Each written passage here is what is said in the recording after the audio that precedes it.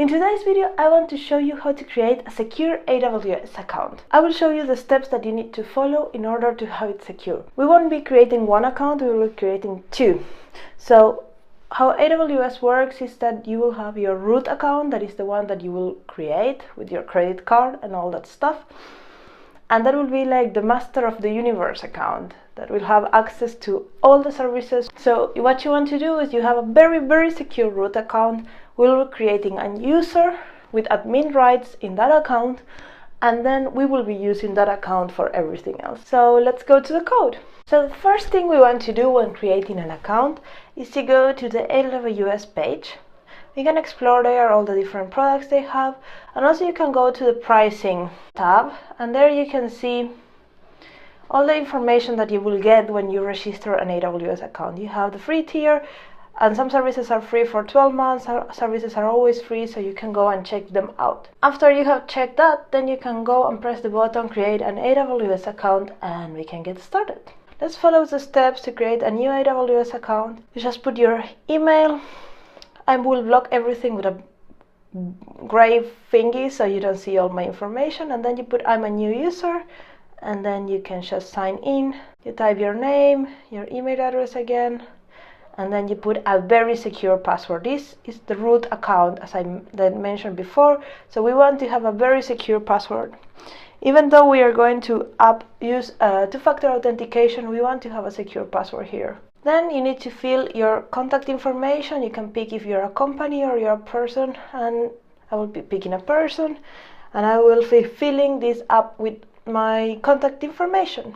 Then you put the security check. Sometimes that security check is tricky, but just try to fill it up, and you continue. Then you put your credit card information, and you can continue as well. The identity verification step is the tricky step, because here you will need to provide your telephone number, and that sometimes doesn't work. If you're in the US, I heard it works very well, but if you're outside the US, there is some problem. The bot might call you and the PIN might not work, or the bot might never call you and then you're waiting there for a while.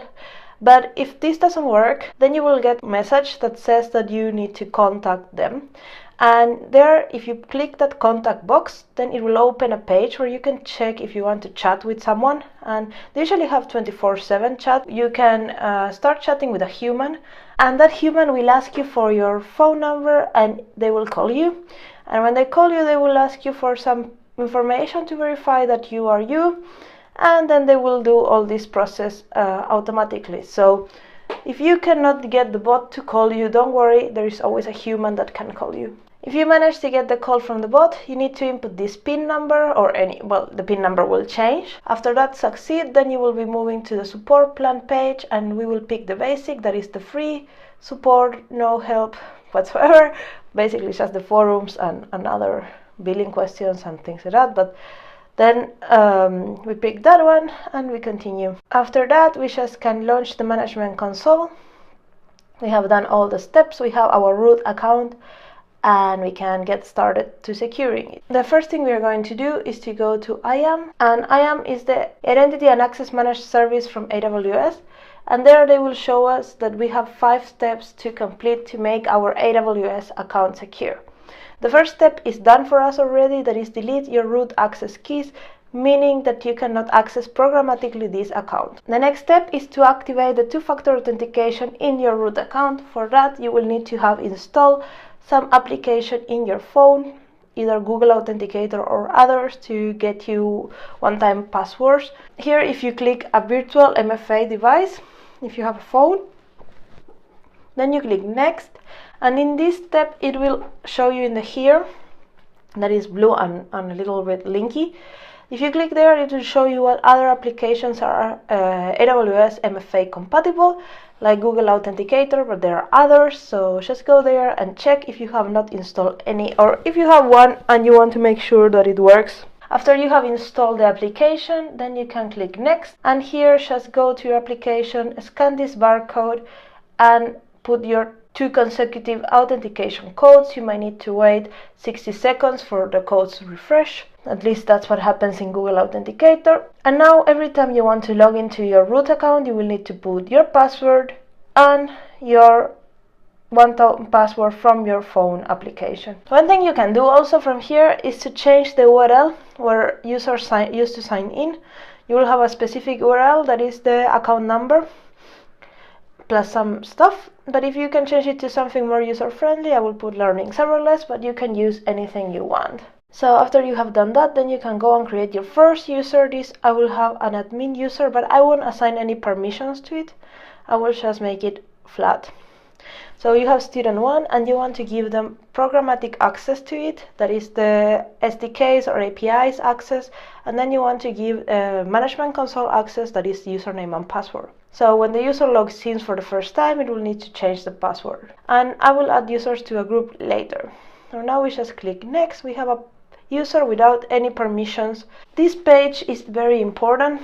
Here it will show us the secret key and the password for this user and the access key for this user. So there is this CSV file that you can download. You should save securely because you will need it whenever you are logging for the first time to the admin console that will ask you for this password, or whenever you are configuring the programmatic access for this user, for example, when we are setting up serverless framework. These keys won't be displayed again, so you will need to regenerate them. So it's good that you keep them safe in some place that you can access them whenever you need. After you close this page, you don't have access more to download this file. Download it, keep it safe, and then you can continue. The next step we want to do is to go back to the dashboard and create a group. These groups, we are managing the permissions in a group-based permissions, so the groups will have the permissions and users will get assigned to those groups. So then it's easier to just remove the user from the group and the user will have no permissions whatsoever. This makes the whole administration more secure. It's a good practice that you have the permissions in the group level. So I will just manage groups and create a new group, and I will put the name admins, and I will be giving the policy of administrator. And then I can create the group. You can make as many groups as you want, as fine-grained as you want. And then there you can add users to that group. We only have one user, that is the student 1, and it's added there. And the last step is to apply a policy, a password policy, whenever the user will sign in to the console. That I like to make it a little bit complicated, so the passwords are not just admin, they can be something more. And I apply that password policy. We copy the URL from this that we change, the signing URL, and then we will log out from this account and we will not come back ever. There is no need to come back, maybe for some billing stuff, but besides that there is no need to come back. We can paste in our browser that URL, that signing URL, and give enter, and we will log in with our user student 1 that we just created. We put the password that was in the CSV file and we log in, and then the first thing it will ask is that we want to change that password. We should put a secure password again because this is an admin user, it has access to everything. Now we go back to the IAM and we will give a two-factor authentication to this user as it's an admin user, and we don't want nobody to steal our passwords and be able to start abusing from our services. Even now, if somebody steals this account, it's not that big issue because we are still in control of our root account, so we can go there and we can basically remove this user from the group, or we can even delete this user. So we are doing exactly the same steps that we did before. We are assigning an MFA, a virtual MFA device to this account, and we are configuring it with, in my case, Google Authenticator. I just put the two authentication codes, scan the barcode, and ta-da, now it's associated. And now this account, whenever I want to log in, I need to have the console login link, the username, the password, and the two-factor authentication. Now you have a very secure AWS account for all your projects.